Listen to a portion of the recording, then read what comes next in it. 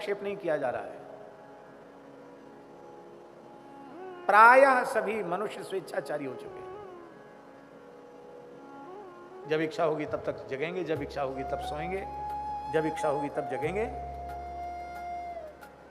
9 बज जाओ चाहे दिन का 10 बज जाओ, पड़े हैं राक्षस की तरह। हम राजकोट में गए, वहां कथा होती थी रात्रि को 1:30-2 बजे तक संकीर्तन मंदिर में। वहां से जब बाहर निकलते तो एक होटल था, उसमें ये सब जो भल्ला और क्या क्या समोसा फमोसा ये सब चीज होती ना, क्या कहते हैं इसको, फास्ट फूड बोलते, क्या बोलते हैं, जो भी, वो सब ऐसे लगता था शहर खाली हो गया, वो सब वहाँ खा रहे हैं। तो हमने उनको पूछा, पहली बार बड़ा आश्चर्य हुआ कि रात्रि को 1:30 बजे 2 बजे इतनी भीड़ यहाँ खाने वालों की लगी हुई है, इतना लोग खा रहे हैं, क्या दिन भर खाए नहीं हैं?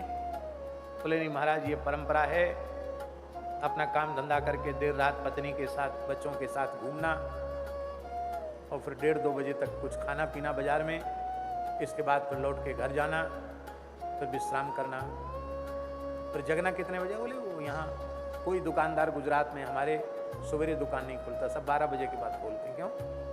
पूरी रात जगेंगे तो 12 बजे तक सोएंगे, 10-11 बजे तक तो सोएंगे, फिर उठेंगे। आप उनके स्वेच्छाचार पर अंकुश मत लगाइए तो आप बहुत अच्छे हैं, आपने अंकुश लगाया तो आप ठीक नहीं। आप उत्तम माता पिता बनना चाहते हैं? बोलो सही बात बोलो कि नहीं, बनना चाहते हैं? तो लड़के बच्चे कुछ भी करें, टोको मत। तो सब कहेंगे कि हमारे पिताजी माताजी जैसा किसी का नहीं होगा। बहुत अच्छे, कुछ नहीं बोलते, चाहे जो खाओ, चाहे जहां जाओ, चाहे जब आओ, बहुत अच्छे। कलयुग में उत्तम पिता माता बनने का फार्मूला है, संतान स्वेच्छाचार में प्रवृत्त हो, आप टोकिए मत, रोकिए मत। आप उत्तम पति बनना चाहते हैं तो पत्नी को बिल्कुल मत टोका टोकी करो, चाहे जहां घूमे, चाहे जहां फिरे, चाहे जो करे, आप कुछ बोलिए मत। हर समय उनके लिए चाय कॉफी यदि वो पीती हो तो लेकर तैयार रहिए सामने। कहेंगी भगवान ऐसा पति सबको दे।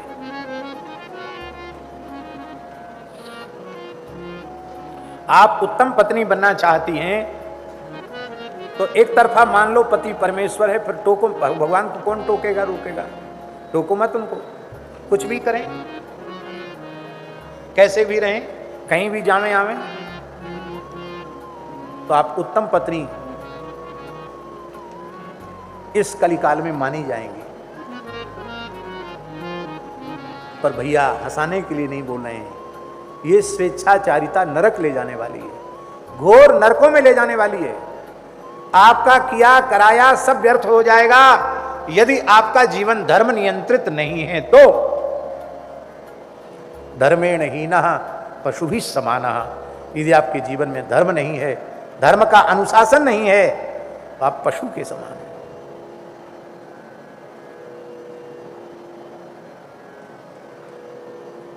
पहले से अधिक कमाई लोग कर रहे हैं कि नहीं कर रहे हैं? बताओ सही बात।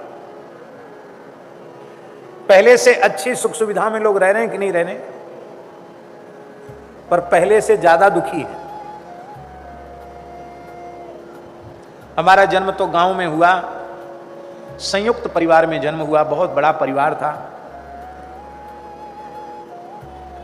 एक ही जगह सबकी रसोई बनती थी, कम से कम 100-200 लोग एक जगह भोजन करते थे रोज। साधारण कपड़ा पहनते, साधारण घरों में रहते और बड़े प्रसन्न, बहुत स्वस्थ। अब वो कच्चे मकान नहीं रहे, वहां पक्के बहुमंजिला इमारतें बन गई वहां, और बड़ी बड़ी नौकरी चाकरी व्यवसाय लोग करने लगे। कोई दिल्ली है तो कोई बंबई है, तो कोई भोपाल है, तो कोई इंदौर है, जगह जगह सब फैले पड़े हैं लोग, सबके अलग अलग मकान।